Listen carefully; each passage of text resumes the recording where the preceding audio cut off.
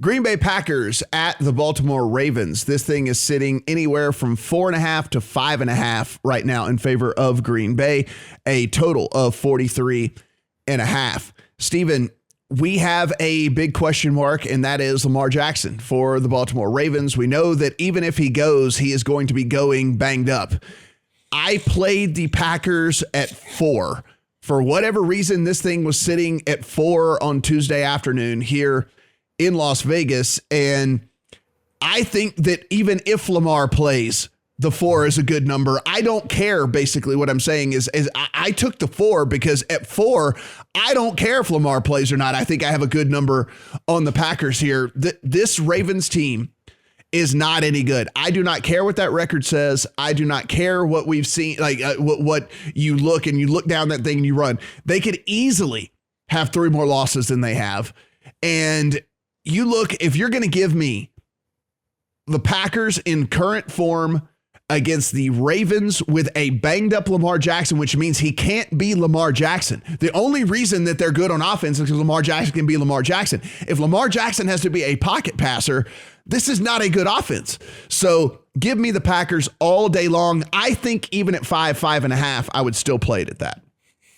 So this number was 2 on the look ahead. We talked last week about how I bet Packers -2. So that's what I have in the account. And based on the results last week, I feel like -4 is just like the what it should be if Lamar's playing. So yeah. I agree with you. Like if Lamar winds up playing, I don't think this is going to go to 3.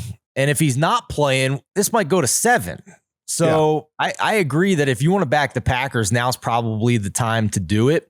These are just 2 teams that on the injury report are going in opposite directions. The Ravens keep getting, more injured, and the Packers keep getting healthier and healthier. We talked last week how they're getting 3 all-pro players back here down the stretch. So I think that it's a good bet. I really do. And I think 4 is short here.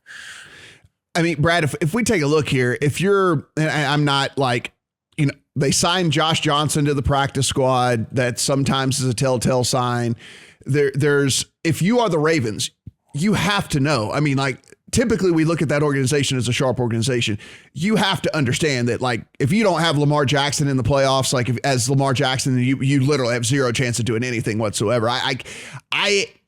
There's nothing been leaked by any beat reporters. I've been studying this like up and down. Nobody has said he's not going to play.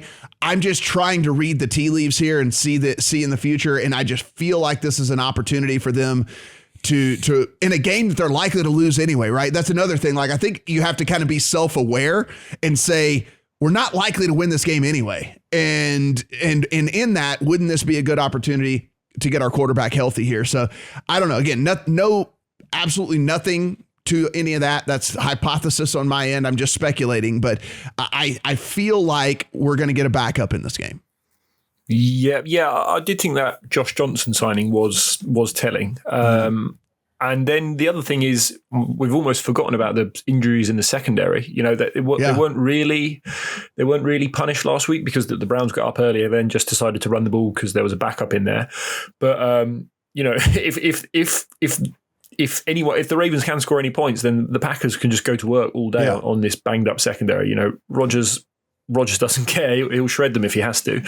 So I don't see many paths to keeping this close, really.